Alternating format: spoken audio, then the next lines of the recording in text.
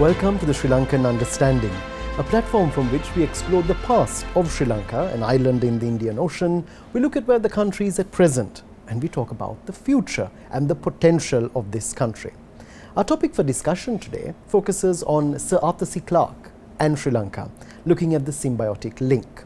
To discuss Sir Arthur and his contribution, we have someone who worked very closely with him, who knew him personally for a long period of his life, and who has served as a science journalist, writer, development communication specialist for over 25 years in Sri Lanka and across Asia.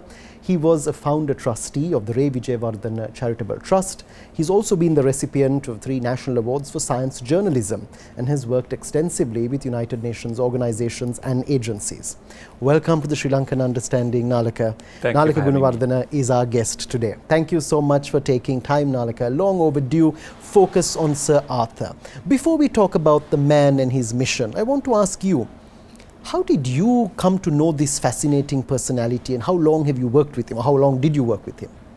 Well, I worked with him for the last 20 years of his life, but before that, I had met him because as Sri Lankans, we all held him in high regard and respect. We, as the best known foreign resident in this country. So I knew about him. I had an interest in science and science fiction, so I had read some of his books. But it was after my A-levels in 1986, there was a program called Science for Youth that was organized by the Arthur Clarke Institute of the government. The George Cooke government set up an institute and named it in his honor.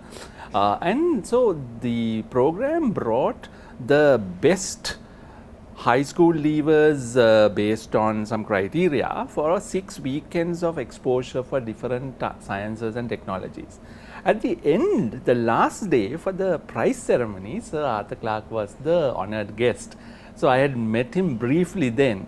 But a few weeks later, in early 1987, I had a message from the then deputy director of the Clarke Institute, Dr. Tissa Veerakon, saying that Sir Arthur was looking for a research assistant and somebody who is interested in science, somebody who can write, and whether I would be interested in this part-time position. So I went for an interview, and then he liked the answers I gave, I suppose, and he gave me a little written test, and I got through that.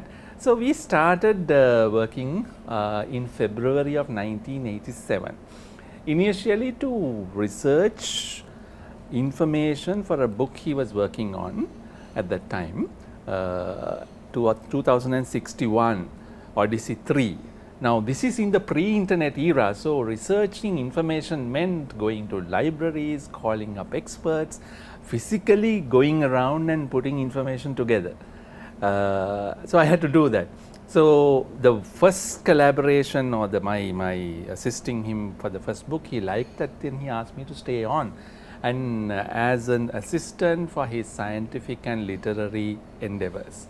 So it turned out to be 20 years up to his end.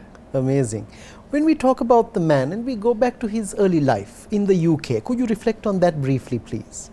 Yes, he was born while the First World War was still underway. In fact, in 1917, in December 1917, he was born in rural England in Somerset in a town called Minehead, and they were a farming family.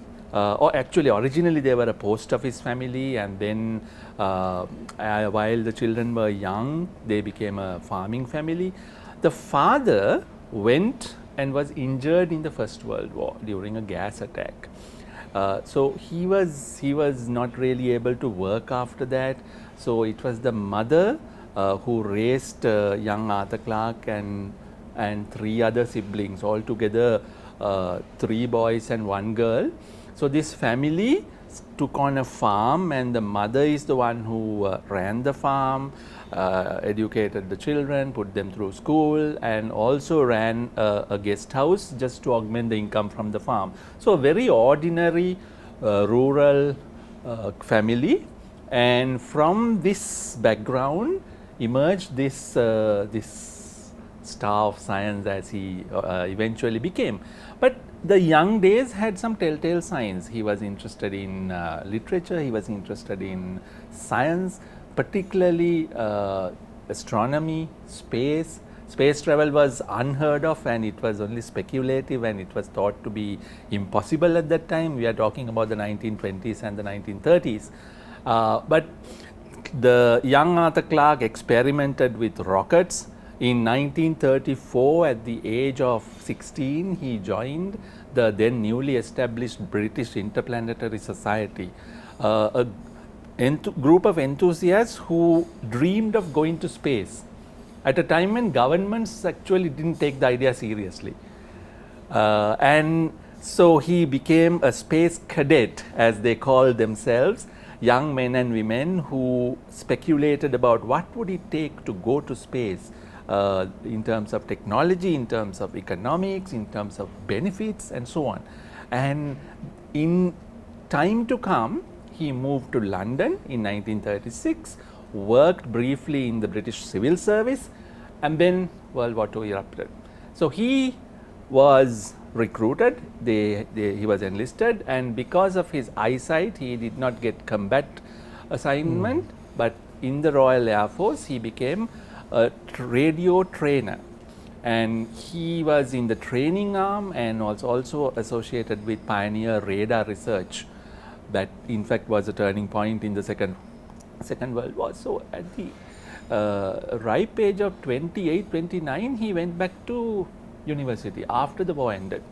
Got a first class honours in physics and mathematics from King's College London. Then in 1950, he became a full-time writer. By that time, he had established a name as a writer of science and science fiction. Amazing.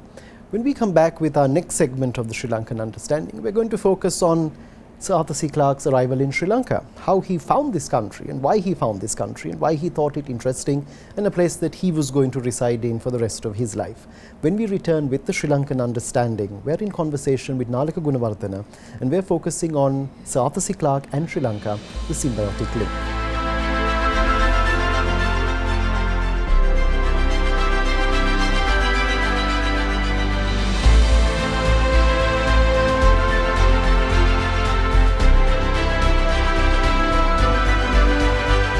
Welcome back to the Sri Lankan Understanding. We're in conversation with Nalaka Gunawardane, and we're talking about Sir Arthur C. Clarke and Sri Lanka, the symbiotic link. Nalaka, you talked to us about his past, his childhood, his upbringing in the UK. Now, he first discovered, so to say, Ceylon in 1954. And thereafter, he had travelled to several parts of the country in 55 and finally took up residence here in 56. So 2021 is actually 65 years after Sir Arthur C. Clarke decided that Sri Lanka was going to be his home. Why did he select this country? He was often asked this, and the short answer he said was that he's had enough of British winters, that he wanted to move to warmer climes. But the long answer, of course, he's written several books explaining why and what is special about Sri Lanka.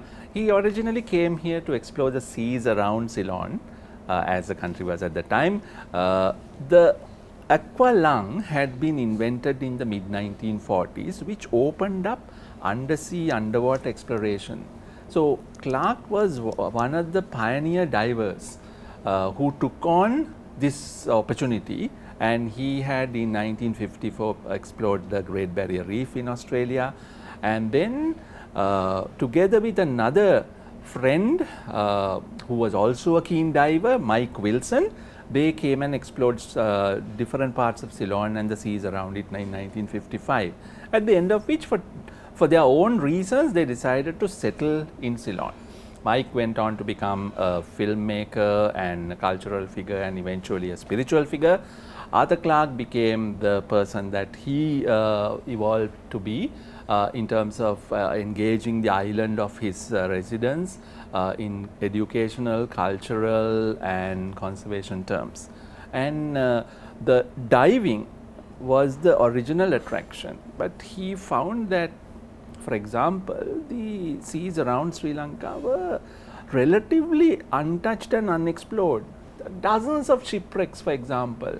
and beautiful coral reefs, all of which was opening up to that generation of divers in the 50s.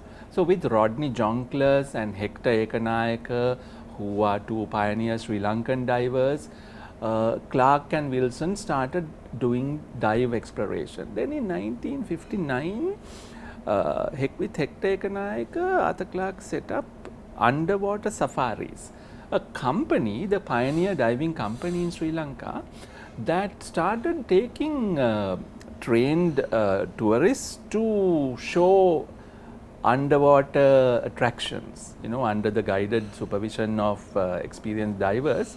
There will be underwater safaris, literally. And so it pioneered a sector of tourism which has since then developed a great deal, and also tried to address coast conservation, marine conservation issues. So we can talk a bit more about it if you like, because it's that nexus between the coastal areas and the near shore that he found of the most interest. And in fact, most of the population is also concentrated around in coastal areas.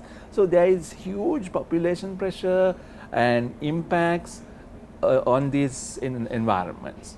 So how to balance development, conservation and recreation? This is something that preoccupied most of his life. Fascinating.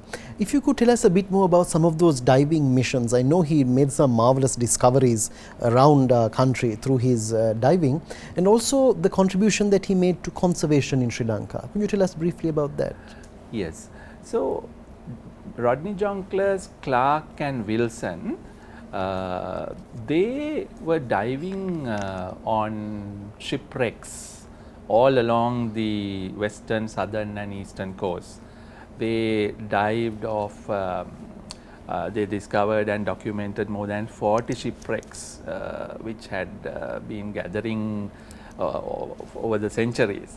And in March 1961, they made a particularly interesting discovery.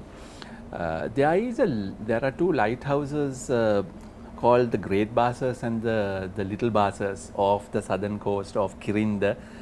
Great Bassers, which is around 13 kilometers offshore from the Yala National Park, it's hard to get to because both monsoons affect the seas there, and for much of the year it is difficult to get to that. But in that window that you get, these friends they were diving and accidentally came across a wreck where there were lots of artifacts, including silver coins, which later turned out to be silver coins minted in India in 1701 and by the last Mughal Empire of India. So this is slightly pre-British, and this was part of the great spice route in the Indian Ocean. And so this ship that has sunk was carrying a large cargo of silver rupees that were minted in 1701. The shipwreck itself was traced to have happened in 1703. Now this is well documented. Then together with the archaeology department, the museums department, Sir Arthur and his friends, they salvaged as many artifacts and coins as possible, documented it. Some of it was displayed at the Colombo Museum, some of it was displayed at the Smithsonian in the US, and also Peter Throckmorton, who is considered to be the pioneer underwater archaeologist of the world, was invited to come here, and he worked with Clarke and his friends in documenting and scholarly studying the shipwreck, which is today considered to be the beginning of underwater maritime archaeology in Sri Lanka. In terms of conservation, there was early population pressures that he saw in the 1950s and 60s. So he said that there is a need to regulate activities like coral mining for obtaining lime for the construction industry, and dynamiting of fish as a very hazardous way of catching fish. So from the 1970s onwards, Arthur Clarke was one of the people who raised his voice through newspaper columns, through public talks, in his meetings with government officials, on the need to conserve, on the need to regulate these activities legally, to raise education about these marine and coastal resources. So, as a result, in 1980, the Hikkaduwa Marine Sanctuary became the first marine protected area of Sri Lanka as a result of his advocacy. Today, it's a fully fledged national park, marine national park. Then, when the tsunami happened in 2004, he again used that as an opportunity to reiterate the need for better coastal resource management. He said that had the coral reefs been there, had the mangroves been there, it would have offered natural protection from the ravages of the tsunami. And he said, nature has spoken loud and clear, let us learn and not make the same mistakes again. That's a very valid point then. We'll come back to as to whether we learned some of those lessons when we talk about what has happened thereafter. But when we return to our next segment of the Sri Lankan Understanding, we're going to focus on the scientific aspect of Sir Arthur C. Clarke on this particular episode. We're in conversation with Nalaka Gunawardane. We're talking about Sir Arthur C. Clarke and Sri Lanka, the symbiotic link.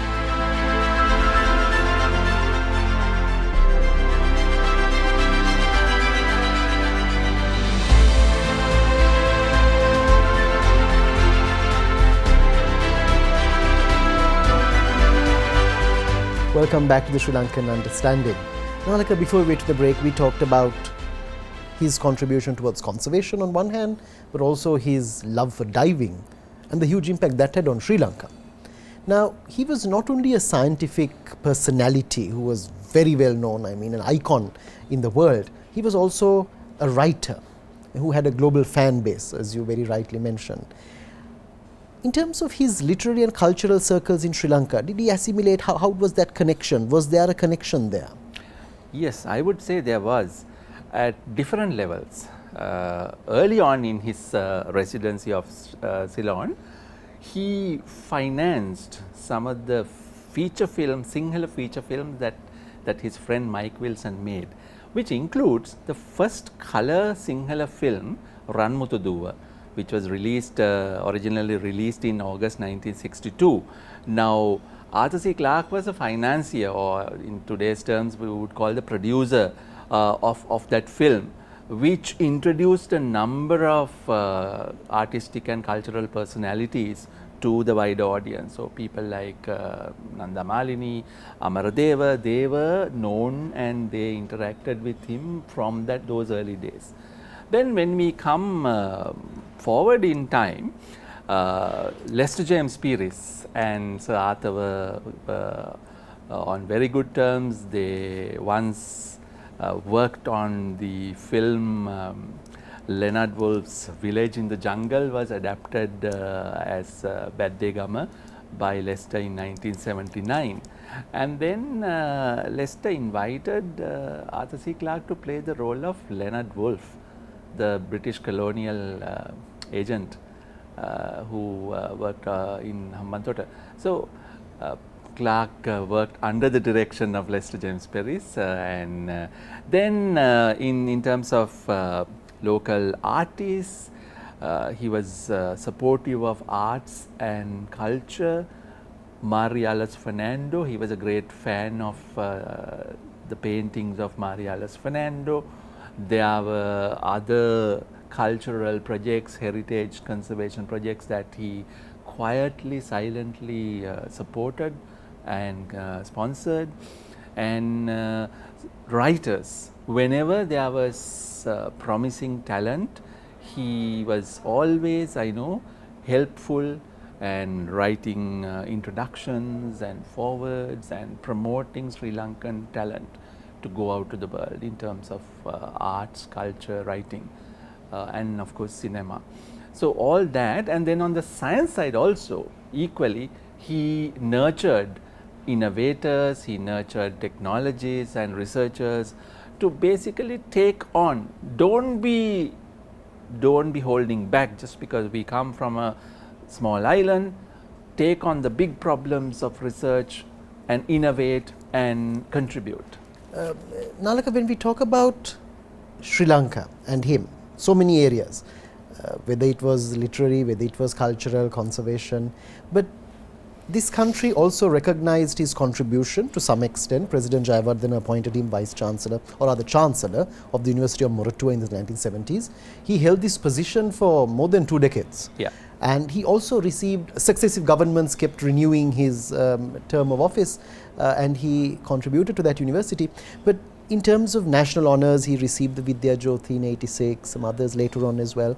Now tell me, do you think Sri Lanka really made maximum, I don't want to use the word use of the man, but did we really understand who he was and his contribution? That is the big question, George.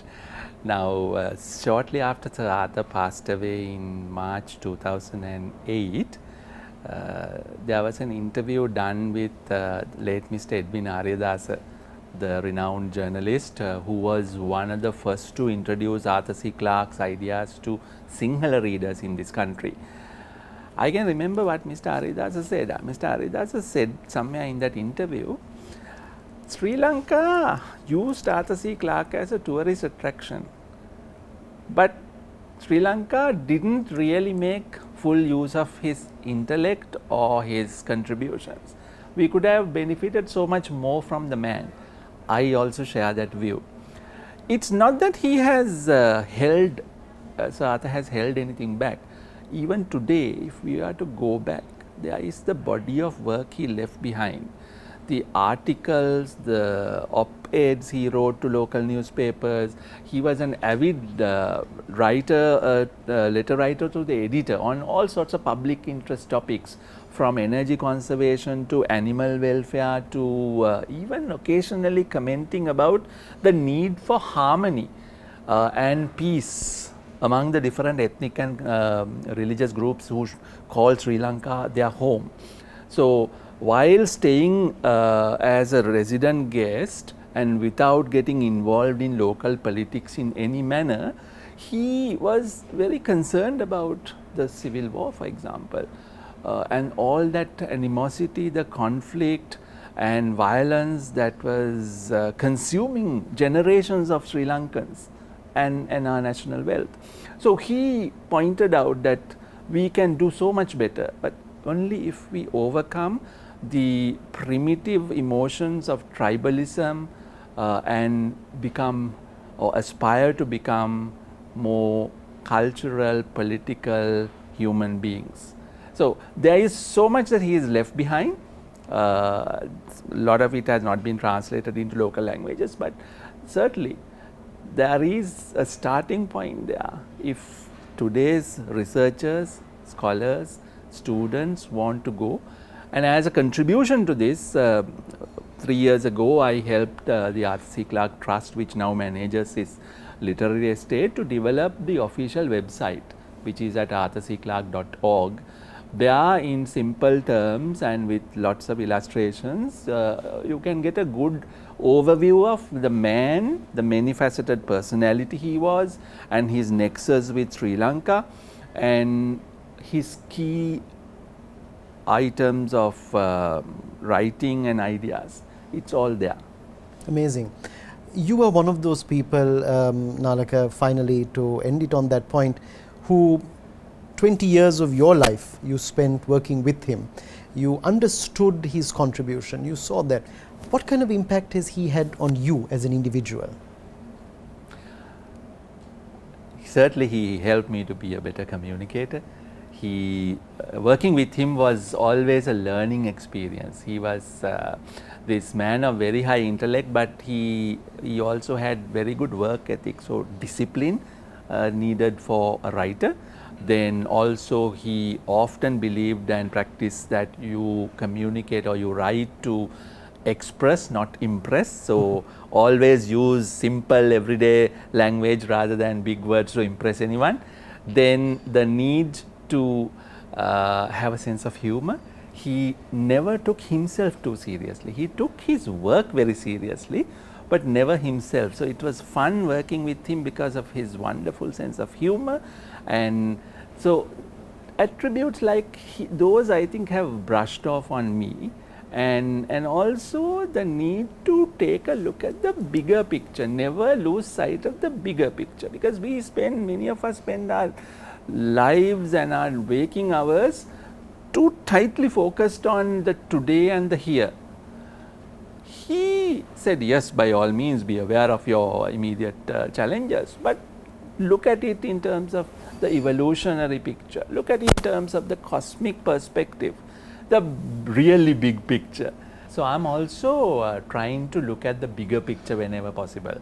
While being aware of the immediate challenges, I try to take a few steps back, zoom out and look at the bigger picture, and to have that micro macro understanding, and that's something I learned from him, for which I'll always be grateful. Absolutely amazing. Thank you so much, Nalaka, for giving us a side to him, or several sides to his personality, his contribution, his life. We always connect him with space and science, but he also contributed so much to conservation, diving. You talked about his cultural contribution. He was even acting in a film here, and he was even assisting people in this country promote the arts, and those are things that we sometimes have forgotten, or sometimes we didn't know, or it has faded into years gone by. And Sir Arthur C. Clarke, no doubt, was a global citizen, someone who belonged to the world, and we were very fortunate to have him in our country.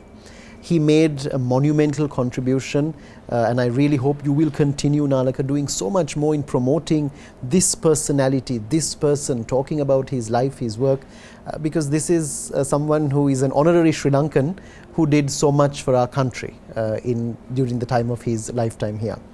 So in 2021, we mark the 65th anniversary since Arthur C. Clarke decided to come to Sri Lanka and make this his home. The man contributed in so many ways. His mission was accomplished at the end of the day, and people like Nalaka continue to carry out the good work that was started, especially from a scientific perspective. Thank you very much for joining us on the Sri Lankan Understanding today. Thank you, Nalaka, for your time, your knowledge, your experiences, and for sharing them with us. Join us again next time when we focus on another aspect of this country, its personalities and its past, and we look at the potential for the future.